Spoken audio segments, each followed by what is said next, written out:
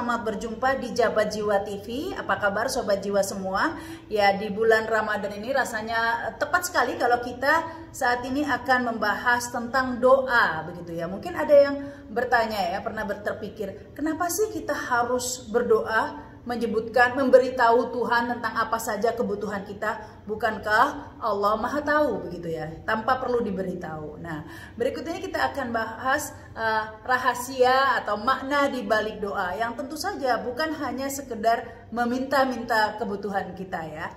Yang pertama ini saya catat tentunya banyak ya manfaat atau alasan kita berdoa, tapi di antaranya yang saya sampaikan berikut ini. Yang pertama, doa ini adalah inti dari ibadah atau inti dari agama ya, seperti syahadat begitu, karena merupakan pengakuan kita atas ketuhanan Allah ya. Tentu saja jika kita memohon kepada Allah berarti kita mengakui bahwa Tuhan kita itu Allah begitu.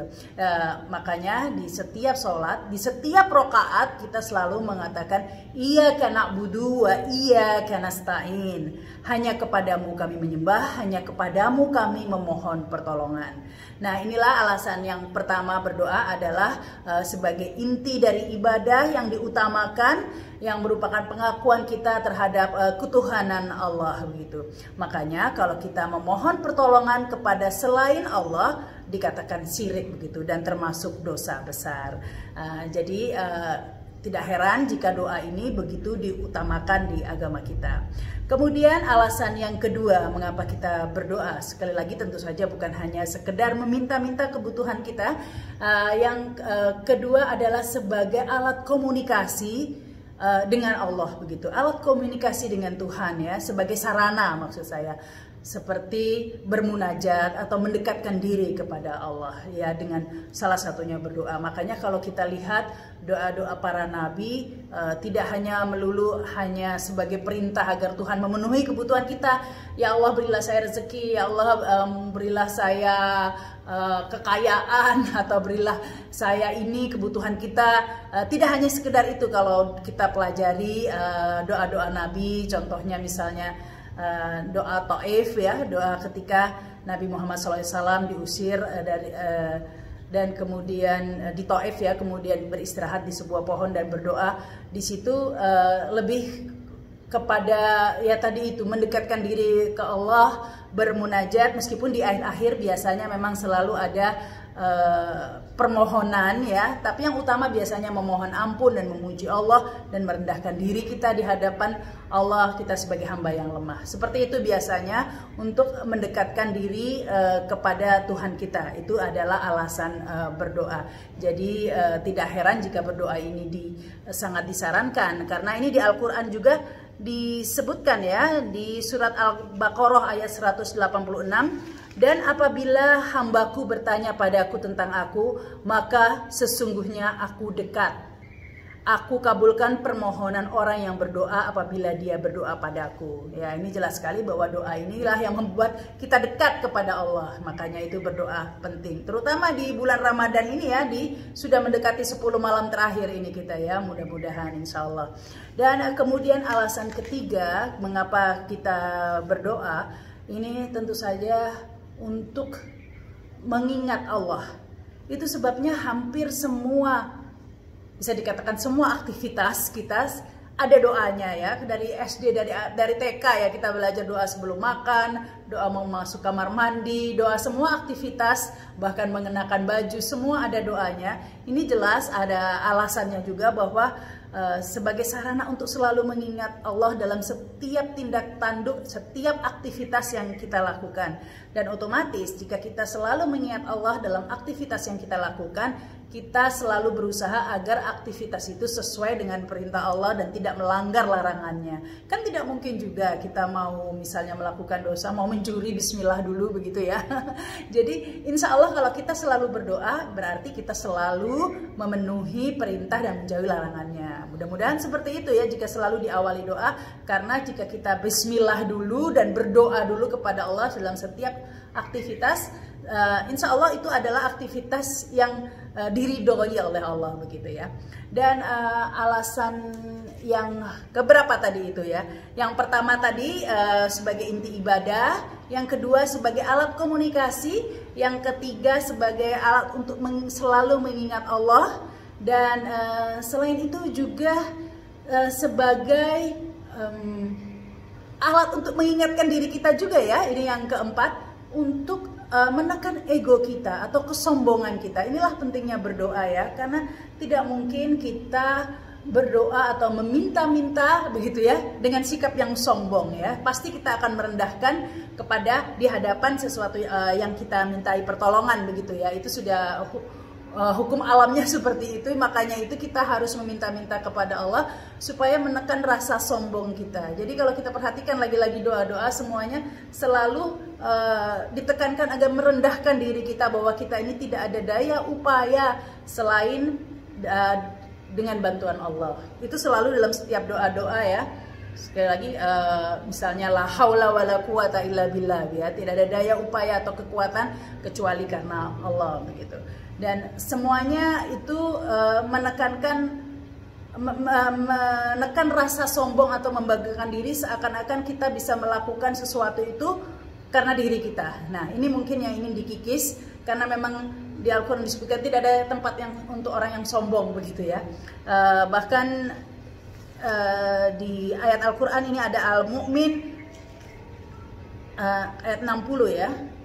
Ada ayatnya di sini, artinya berdoalah padaku, niscaya akan aku kabulkan. Sesungguhnya orang yang menyombongkan diri dari menyembahku akan masuk neraka jahanam dalam keadaan hina dina. Jadi ini bukan sesuatu yang sederhana ya. Orang yang tidak berdoa itu termasuk dosa besar, karena bisa dianggap menyombongkan diri di hadapan Allah. Bahkan ancamannya masuk neraka jahanam dalam keadaan hina dina. Tidak ada tempat buat orang sombong di muka bumi ya. Itu sudah diingatkan. Jadi sekali lagi kalau kita perhatikan doa-doa para nabi. Jadi saya ingat ini doa Nabi Yunus ketika masuk ke dalam perut ikan. Saya sempat heran baca La ilaha illa anta subhanaka inni kuntu minaz zalimin. Jadi doanya itu ketika masuk dalam perut ikan bukan berdoa ya Allah keluarkan aku dari perut ikan. Kalau orang-orang mungkin begitu ya. Ini karena Nabi jadi levelnya makomnya beda, jadi doa sudah mengerti begitu inti doa. Jadi bukannya minta dikeluarkan dari perut ikan, tapi doanya justru maha suci Allah atau memuji Allah dan mengakui sesungguhnya aku adalah hambamu yang zolim. Mengakui diri kita bahwa kita adalah yang zolim, dalam arti merendahkan diri kita, mengakui kesalahan kita, dan yang pastinya tidak menyombongkan diri di hadapan Allah. Insya Allah apa kesulitan kita akan dibantu. Tadi itu Allah Maha Tahu, mungkin tidak perlu diberitahu ya. Tapi yang penting adalah inti dari doa adalah merendahkan diri kita. Makanya di doa ada doa kumail dan doa lainnya selalu hambamu yang lemahnya tulang-tulang kami, selalu dengan menggunakan kalimat-kalimat yang intinya jauh dari menyombongkan diri.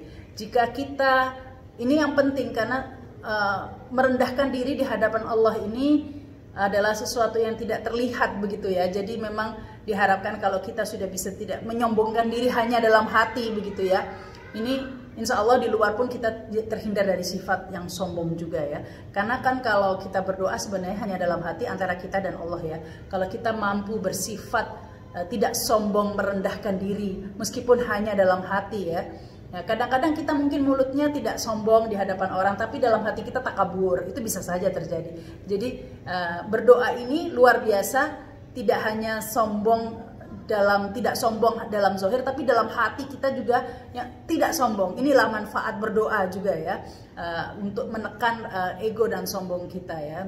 Bahkan terbesit dalam hati saja, merasa bahwa apa yang kita capai, apa yang kita dapatkan di dunia ini adalah hasil jeripaya kita, bukan karena Allah. Nah itulah mungkin terbesit kesombongan meskipun tidak terucap ya, hanya terbesit dalam hati.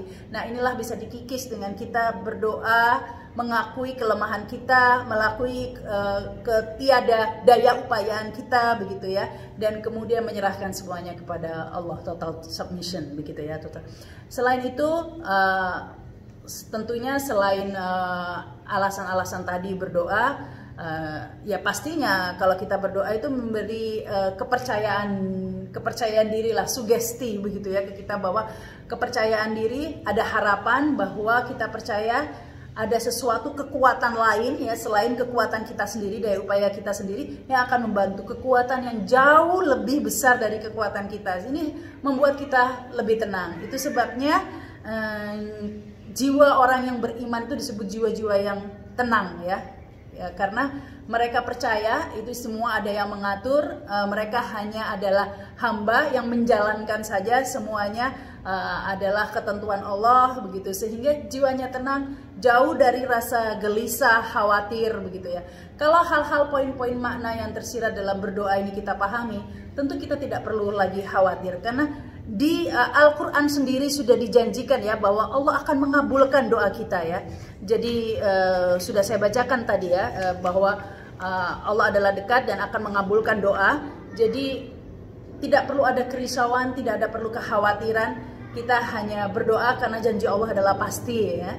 Meskipun wujud dikabulkannya doa pasti ada berbagai macam ya, mulai dari dikabulkan doanya, ataukah diganti dengan yang lebih baik, ataukah ditunda seperti itu ya. Tapi kita percaya semua adalah untuk kebaikan Allah, karena ya kita boleh jadi tahu bahwa sesuatu itu yang kita inginkan itu baik untuk kita, padahal Allah tahu itu tidak baik ya. Karena kita percayakan semua, kita pasrahkan semua kepada Allah yang Maha Tahu tentunya. Jadi manfaat yang lain atau alasan lain yang kita berdoa adalah tentu saja memberi kita sugesti, kepercayaan diri, harapan, dan membuat jiwa kita lebih tenang. Karena percaya Allah pasti membantu begitu ya. Karena di Al-Quran sendiri dikatakan selama kita mengikuti aturan Allah begitu, tidak ada perlu kegelisahan atau kekhawatiran ya.